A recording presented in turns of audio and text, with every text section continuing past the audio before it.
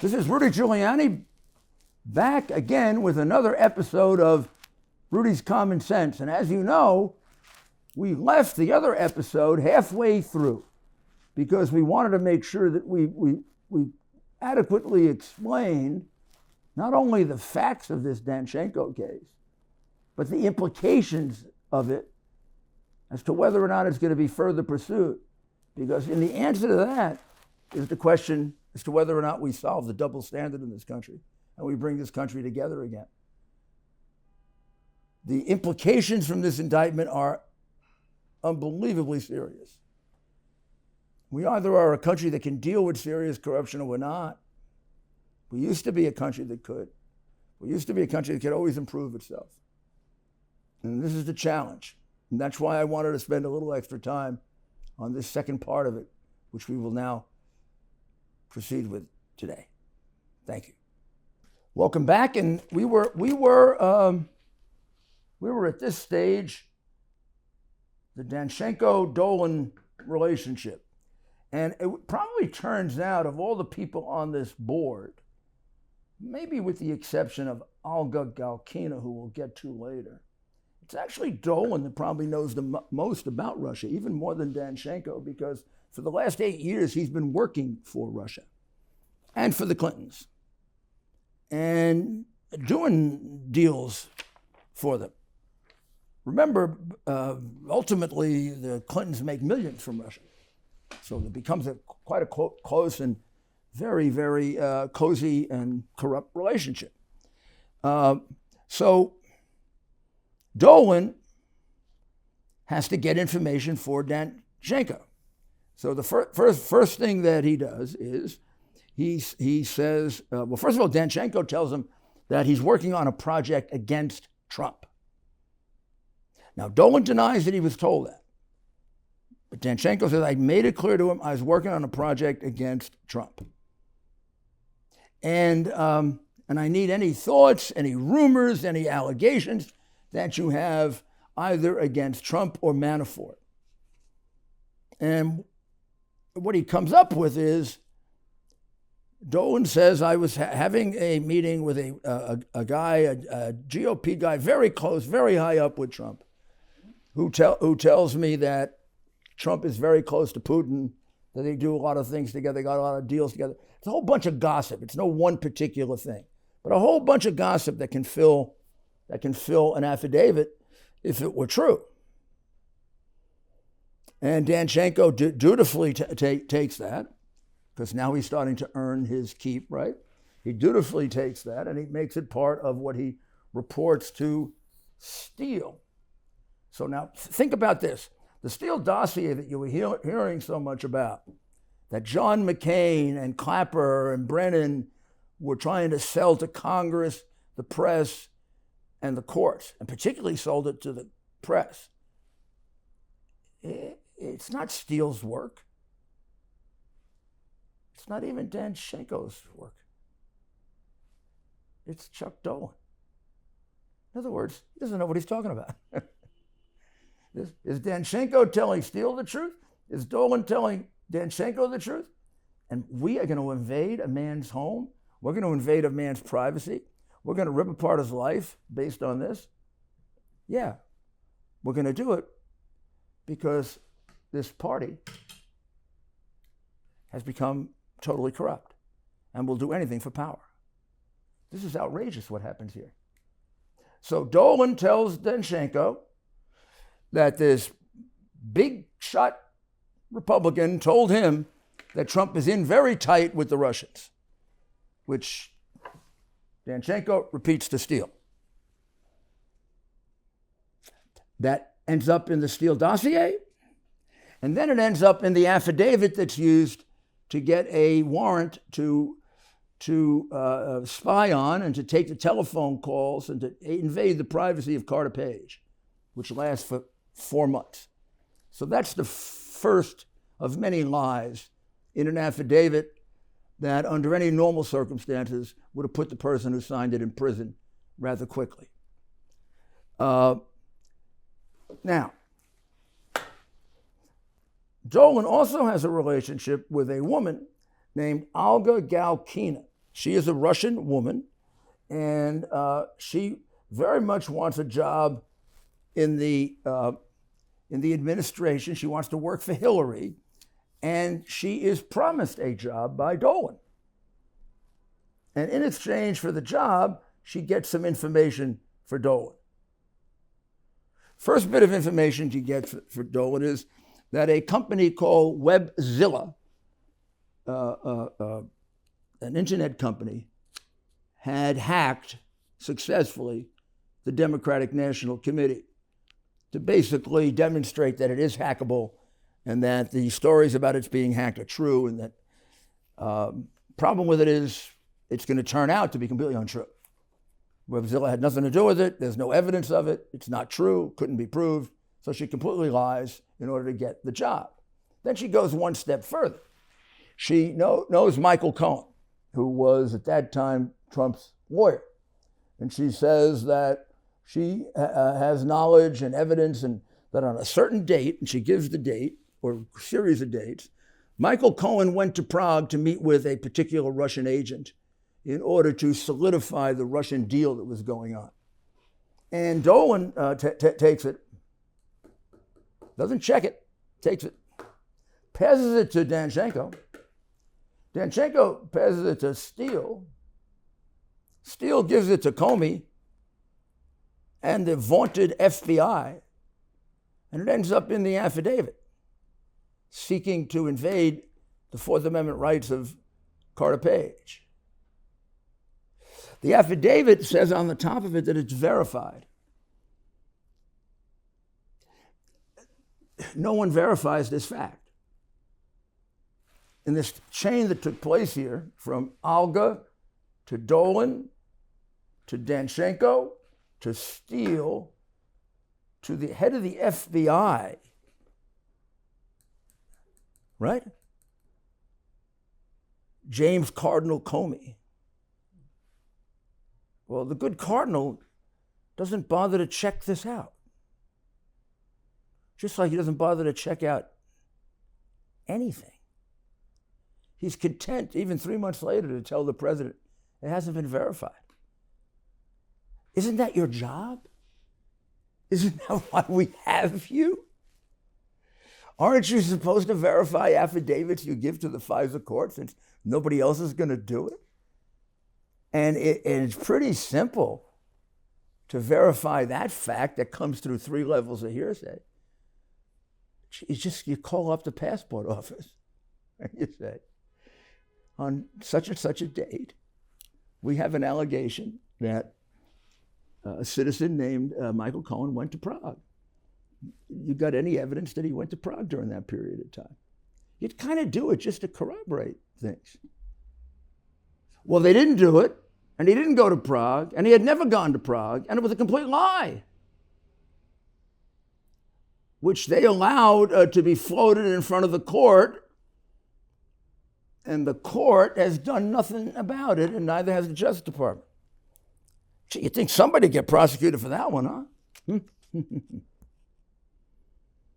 huh?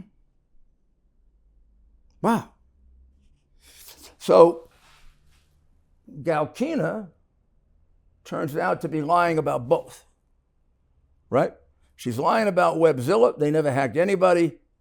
And Cohen was never in Prague. But all that it proves is the reckless disregard for the truth of all the people involved in this. And reckless disregard for truth is the equivalent of knowing conduct, which is used in almost every case for the basis for prosecution, unless you are an entitled, spoiled Democrat that can commit crimes that nobody else can commit, particularly not Republicans. So Comey, well, that lie goes away also. But that isn't the end of it. This thing gets even worse, because Danchenko himself is doing a little bit of his own research. So Danchenko claims that on a number of occasions, I have them all listed here. I think there are 1, 2, 3, 4 occasions. He gets a call from someone he assumes to be the president of the Russian American Chamber of Commerce. The man's name is Sergey Millian, Millian. And Sergey, among other things, tells him that there's a well-developed, now these are the words that used in the affidavit and repeated over and over again, so I'm trying to get them exactly right. There's a well-developed conspiracy of cooperation between the Trump campaign and Vladimir Putin. That goes in the affidavit to invade the privacy of an American citizen. That's a pretty serious allegation, isn't it? Well, there's nothing done to corroborate that. I mean, that's basically Danchenko's word of 1, 2, 3, 4 conversations with the Russian-American head of the Chamber of Commerce. It's put in the affidavit. Comey says the affidavit is verified and signs it. I'd be damned if I do that and not ask my FBI, would you go interview the head of the Russian American Chamber of Commerce? Wouldn't you do that? I mean, do you realize the significance of a FISA warrant? FISA warrant suspends American constitutional protection. And it says they're allowed to listen in on your telephone calls because you are a danger to national security. So far, every single thing they've done in order to invade Carter Page's rights is a lie. They're not true. They've also not gotten up off their backsides and done a single bit of work.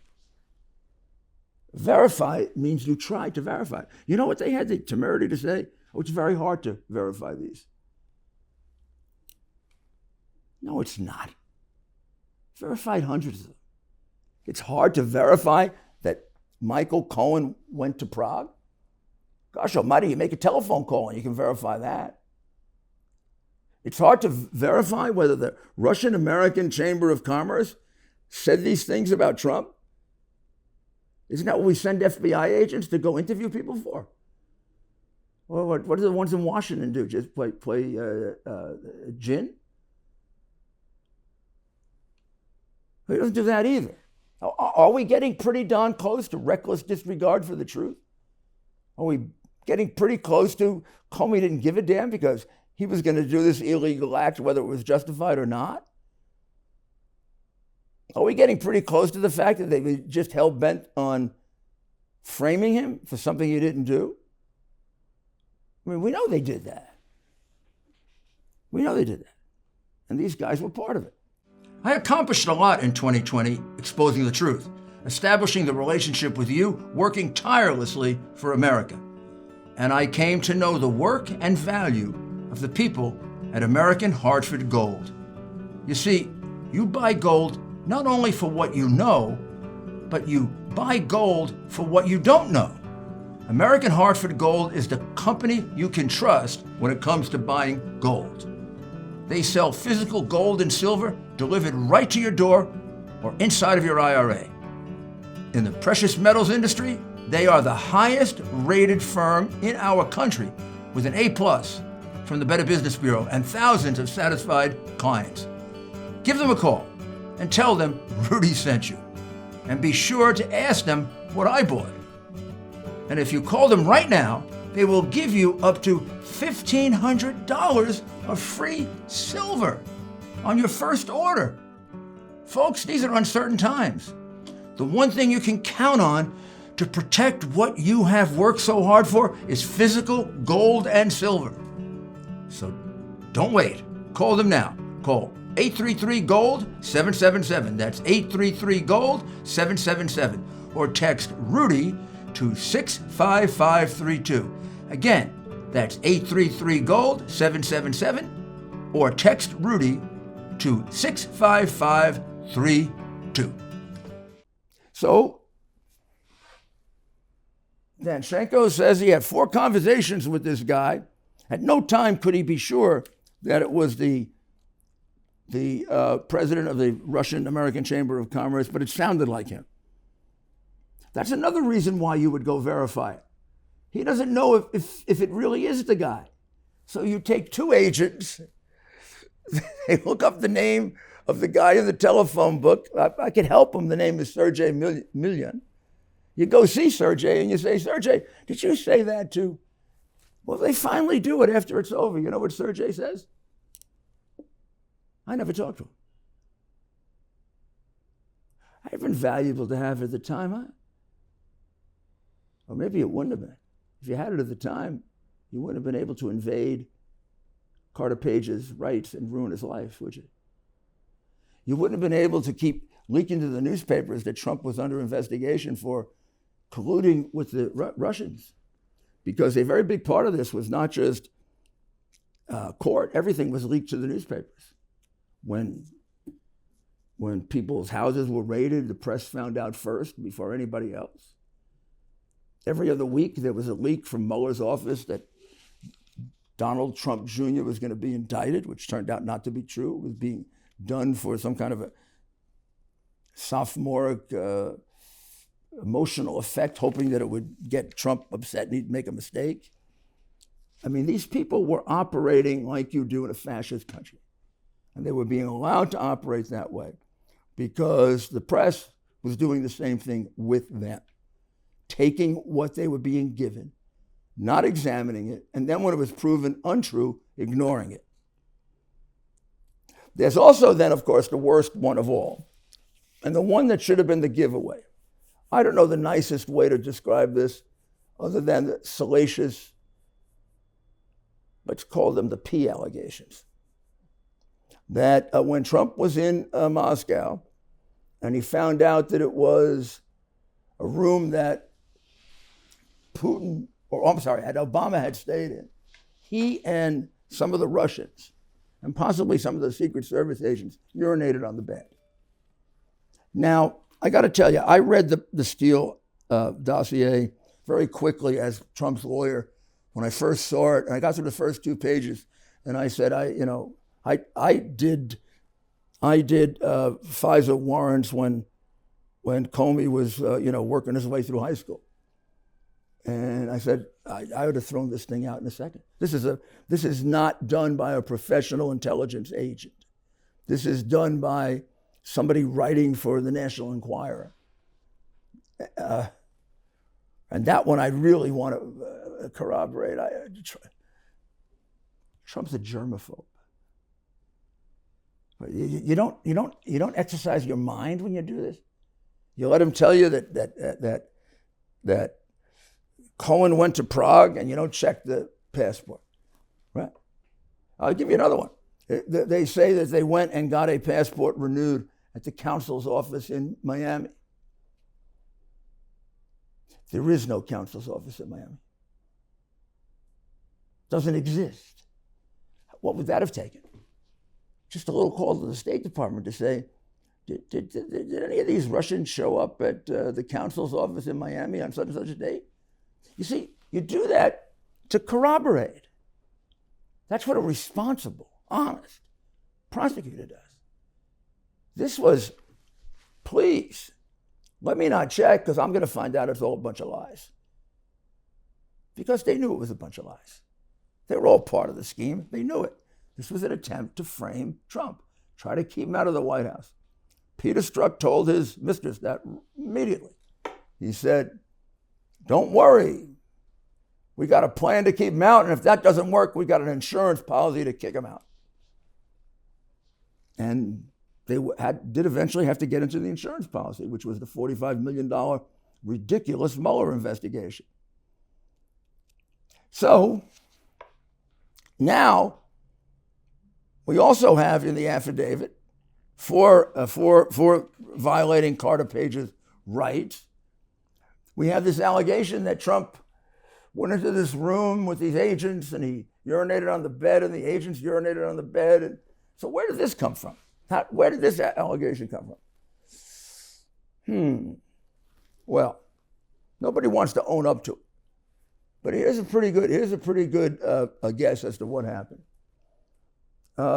Earlier in the year, both Danchenko and Dolan were in Moscow at the same time, and either together or apart. They both had a meeting with the manager of the hotel. And Danchenko comes back, and within 2 days, this allegation is surfaced, and within 2 days after that, it's leaked. And the way Danchenko puts it is, he was told that by some of the staff and by one of the more senior people, a Westerner. Now, if you're a serious person, much less a serious FBI agent, if you're really concerned about the rights of people, if this isn't just an attempt to frame Trump, do you put this in the affidavit without checking it out? I'm shocked that the judge who signed this didn't hold it up and say, go check this out. I'm shocked. I'd like to know who the judge is who did that. How much equity do you have in your home? 50,000, 100,000, more? Cybercrime experts are alerting homeowners that the more equity you have, the greater the chance foreign and domestic criminals will come after you. Title theft is one of the fastest growing crimes. Home Title Lock, America's leader in home title protection, is alerting homeowners they could already be a victim and not know it. Here's how it goes down. First, cyber thieves search hundreds of public databases for high equity homes. Next, they pull your home's title that's online. They forge your signature stating you sold your home, and they take out loans using your equity. You're not covered by insurance, your bank, or common identity theft programs. Protect your most valuable asset. Register your address now to see if you're already a victim and receive a complete title history of your home, a $100 value free. Go to HomeTitleLock.com, that's HomeTitleLock.com. Now, if you had gone and checked it out, you would have gone to that senior Western guy at the hotel in Moscow. He exists, we got his name. He said, never happened. I don't know, how many things now do we have in this affidavit that are demonstrably false, were put in there deliberately, even though they're false, and there was not a single, not the slightest attempt to verify it, even though it said verified at the top, which certainly makes verified a lie. We have the statement that the Trump organization and Putin have been in a conspiracy together for some time. The person who supposedly said that, the Chamber of Commerce gentleman, says, not only did I never say it, I never even talked to them. We have the Prague story, that Cohen went to Prague to make a deal with the Russians for Trump. Cohen's never been in Prague. We have the use of the Miami consulate when there was no Russian Miami consulate. We have gossip and information from Dolan that says that a high-level GOP member was sitting with Trump and talking about how they have this collusion with Russia. Dolan eventually says, I never got that from a GOP person. I kind of heard rumors like that from people, but I never, even though it's in the affidavit that way. So that's a lie. And of course, we have the story about urinating. That's outrageous. And there are about 10 more, but I don't have the time to go through them. So the end result is that this is what he's being prosecuted for. He's being prosecuted for giving this false information, what we've just outlined to you, because this false information was the basis on which a man's rights were violated. His phones were tapped, his mail was looked at, his whole life was turned upside down. He was, and this is all attended to all this is you don't just get investigated quietly and secretly. These bums leak it to the press. So they ruin your reputation and ruin your life, which they also do without any consequence. They should be fired for it. There should be investigations of it. They should be all put on lie detector tests, and we should find out who gives it to the press. And then the press takes it and lies about it. The end result of this indictment, if it's true, and it's true, is that the whole Russian collusion story is a load of crap. The whole Russian collusion story is an attempt to frame presidential candidate and the president of the United States in order to get him out of office because this, whatever she is, wanted to be there. That's what it was. That's what it is. Do you know that the New York Times and the Washington Post got Pulitzer Prizes for reports that are now filled with lies? They're filled with all these lies. Because the Pulitzer Prize winners never went and verified it themselves either. They just took what these crooked FBI agents and prosecutors gave them. Don't you think that those Pulitzer Prizes should be taken back? Well, there's going to be a lot more to this. What we're going to find out is that at the very highest levels of government, there was a plan to destroy Trump, to stop him, and then to get him out and impeach him. And they were just going to go and do that over and over and over again until it worked. And the real question is Durham, who has taken so long to get us here, who has really hurt us by not moving fast enough in getting this to the American people before we elected an infirm president, is he going to be content with the little fish here? I mean, we haven't even indicted Steele. But we're going to just do like Danchenko and Sussman and what about up here? We're going to indict the people running it. We're going to indict Biden for the January 5th meeting in the White House, where he's told that Hillary is running a plan to basically try to defer the attention to her crimes by making it look as if Trump is colluding with the Russian government. The White House knows this as early as July of 2016. It's reiterated again on January 5th of 2017. Obama knew it. Biden knew it. It's in the memos. There are Brennan's memo makes it clear that they knew it. Are they going to be investigated? Are they going to be prosecuted? Are they going to be impeached? Biden was a material part of this. He's the one who volunteered to out Flynn in what is a totally fixed case. He sat there at the meeting on January 5th when this whole thing was explained. When it was explained that this was being done so that Hillary could get the attention of her destroying 32,000 emails. But let's take a short break and we'll be right back with the conclusion. Not long ago, Mike Lindell, the inventor of MyPillow, and his team fit me for my very own MyPillow. They also introduced me to their wide assortment of other incredible products, like their mattress topper, their sheets, towels, slippers, and more. Sleep is incredibly important to me, and I can assume for all of you. It's time you give MyPillow a try and see for yourself. Listeners have helped build MyPillow into the incredible company it is today, and Mike Lindell wants to give back to all of you.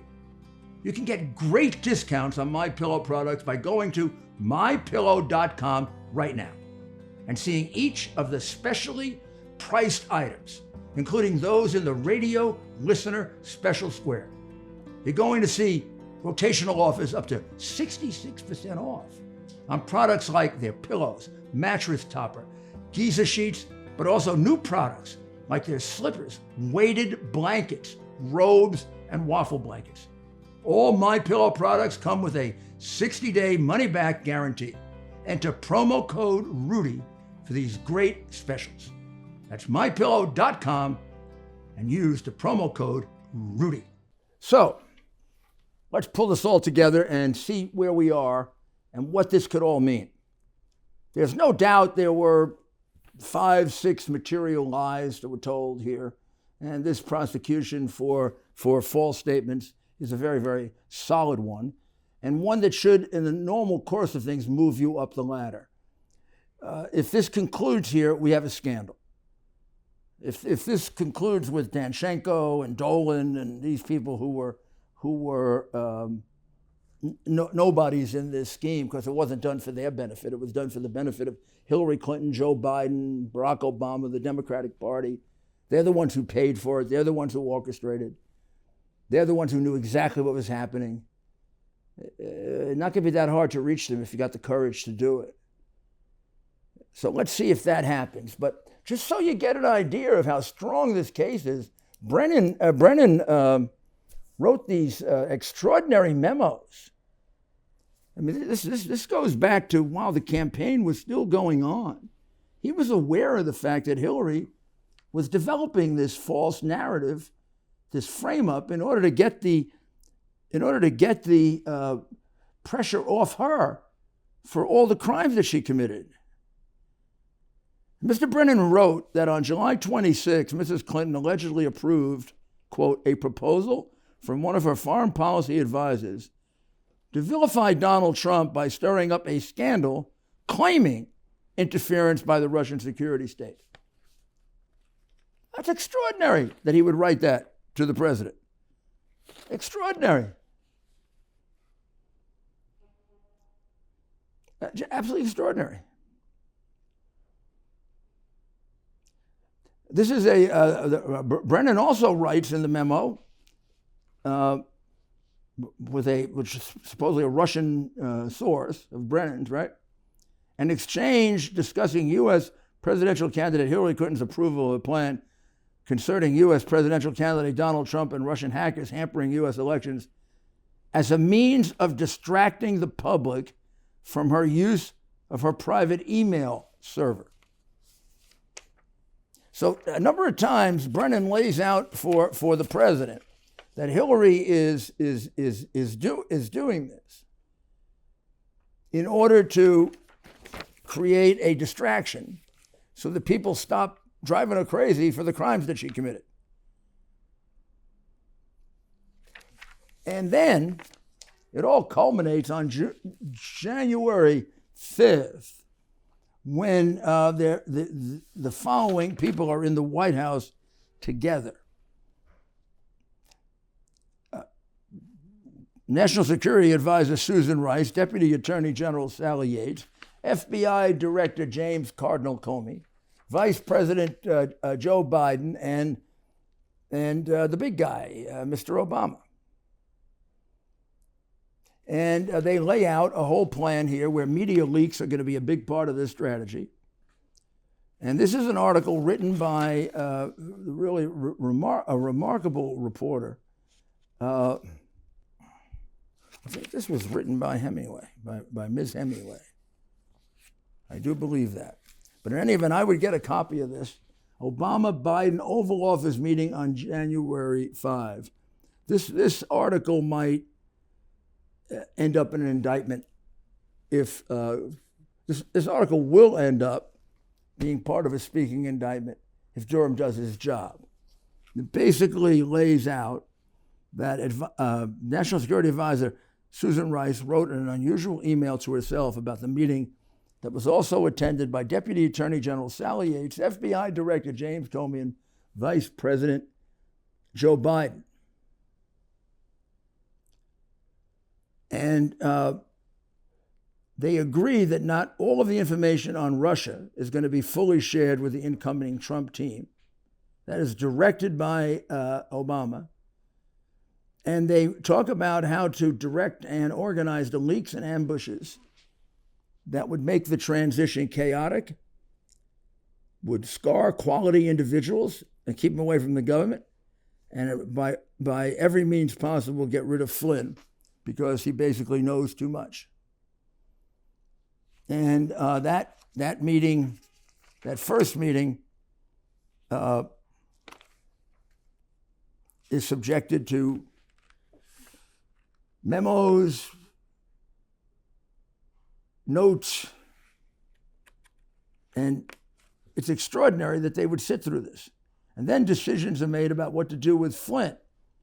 They thought the case against Flynn had been closed, but somebody had failed to close it, and they're all extraordinarily happy that they still have an opportunity to go after Flynn, because he's the one guy that might be able to actually figure out what was going on. And then on the 5th of January, the whole crew is there in the Oval Office. Yates, Comey, Brennan, Clapper, Biden, and Rice. And during that meeting, according to Ms. Hemingway, not only did Obama give his guidance about how to perpetuate the Russia collusion theory, he also talked about Flynn's conversations with Russian Ambassador Sergei Kislyak. Comey and Yates were extremely confused about this because they had not told him that there was a conversation with Sergei Kislyak. It had just taken place. So he has to have had other sources into the CIA, and the conclusion is that it probably was Susan Rice who had publicly lied, but later admitted under oath to her widespread use of unmasked intelligence, that she would probably be the person who did it. Now the meeting is over. This is January 5th. Now we get to January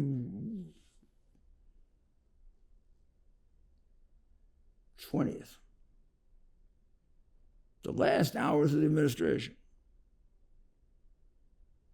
Rice writes the memo describing the January 5th meeting an hour or two before the inauguration. Why? Why would you do that? Because you forgot to protect your backside, right? And I better get it in before I'm out of office. And she puts in this gratuitous statement that Obama announced at the beginning of the meeting to do everything by the book. The question is that his book comes from Chicago. And it's a book about how to cheat, lie, steal, rely on lies, don't verify, give cash to terrorists, like the cash that was being sent over to the Ayatollah and the rest who like to kill innocent people. So this is what we have so far. There's plenty more. This whole thing is now going to come out. If Durham doesn't get interfered with, if Durham doesn't get cut off, if Durham doesn't get fired, if Durham doesn't lose guts here, you're going to find out about probably the worst conspiracy in the history of this country, maybe. A conspiracy to illegally deprive a person of the presidency based on lies and false information, and then a conspiracy to try to impeach him based on equally false evidence, and actually voting for impeachment twice on completely false evidence. Boy, that's going to mark our time in history as a pretty terrible one. Let's hope we've learned from it. Let's hope we get it all out. It's like the bad blood. We got to get it all out. We got to get it over with. And we got to move on. And I hope this got you to understand better this one piece of it, because this one piece can take you the rest of the way if you have the courage to pursue it. We'll find out if Durham does. Thank you. Thank you for listening, and we'll be back in a few days. God bless you, and God bless America.